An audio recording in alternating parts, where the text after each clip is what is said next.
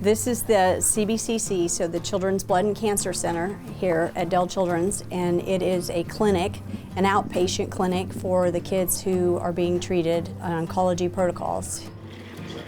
Working in a children's cancer center is a job that takes a very special touch.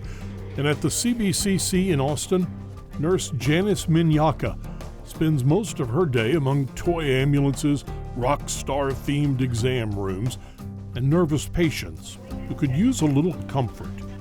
So how long are the kids typically here? It is widely varied. It could be as short as 30 minutes, or it could be as long as all day. All day? All day.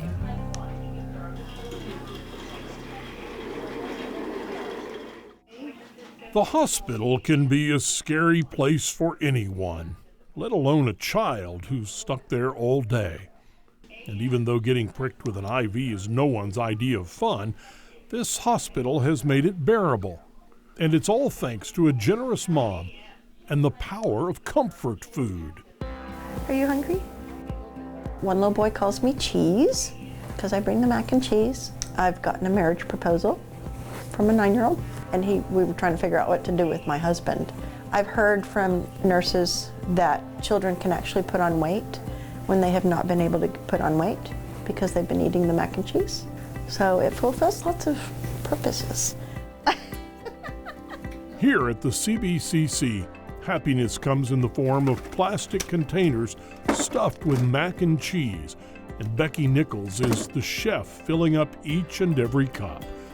But not only does she personally stock the freezers with homemade food, And you wanted strawberry or chocolate? she also brings cakes for kids to decorate who have to spend their birthday here. So you're getting the hang of it. And when a child's last day of cancer treatment arrives, she's there with treats as well.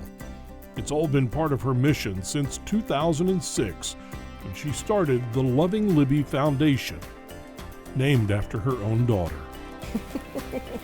That's good. Hearts are awesome. There's some red too. Yay! When we found out I was pregnant, I'd been married for about 2 years, and it was everything we wanted.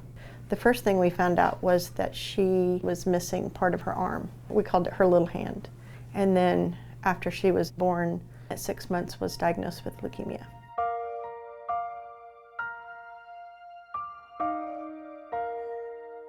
There was a time when you mentioned the word cancer, and everybody thought, that's it. But they've made great progress. So were you hopeful, or? They said that the best curative measure for her was a matched sibling donor. And so we had just started our family and we wanted more kids. So Buster came along and they were 17 months apart.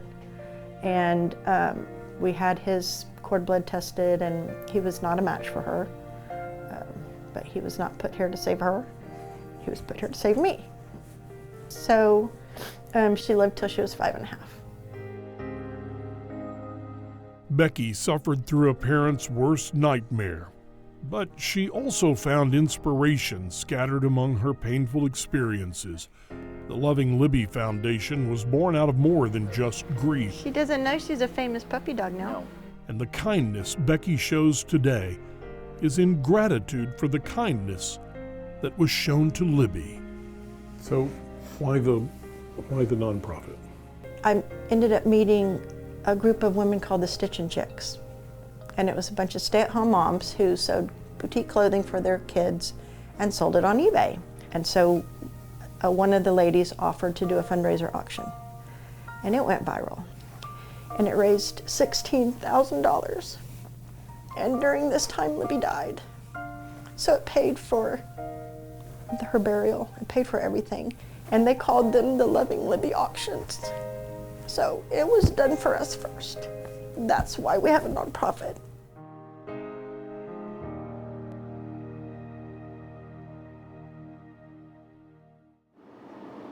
Who's next?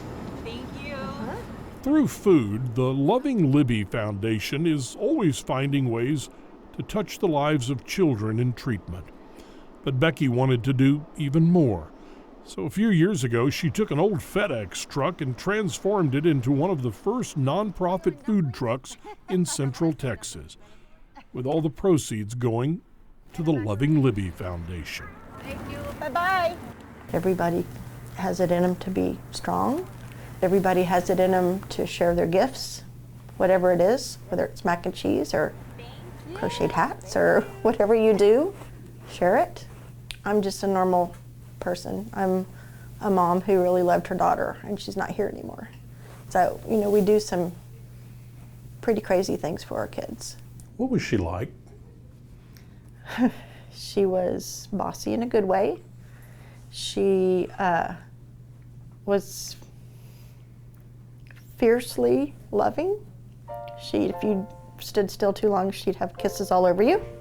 At the end of the day, literally at the end of your day, you finally crawl in bed or whatever it is you do to have a moment of peace, and you're thinking about Libbie. What goes through your head? The first thought in my head just now was thank you. It feels like I'm putting in the time that I would have gotten to put in with Libbie. I just give it to other kids. I'm doing it for her. She was my daughter. Faith, bravery, hope. 3 words you can find not just on the walls of this hospital, but also in the families supporting kids who are fighting a battle. One that Becky Nichols understands all too well. And with every meal she shares, or smile she creates, she is not only giving comfort through food, she's helping Libbie's legacy live on. She would have loved this. She would have loved taking care of people. She was that way before she passed away when she was 5.5. When people would come to see her in the hospital, she would give them a gift because she understood the gift was in the giving, not in the getting. Where did that wisdom come from? She had a message to get out. She had things that she needed to teach me. Which was? That you can't give up. It's never the end. There's always more you can do. So I think that she had a message or a lesson that she was supposed to get out there. And I think she did it.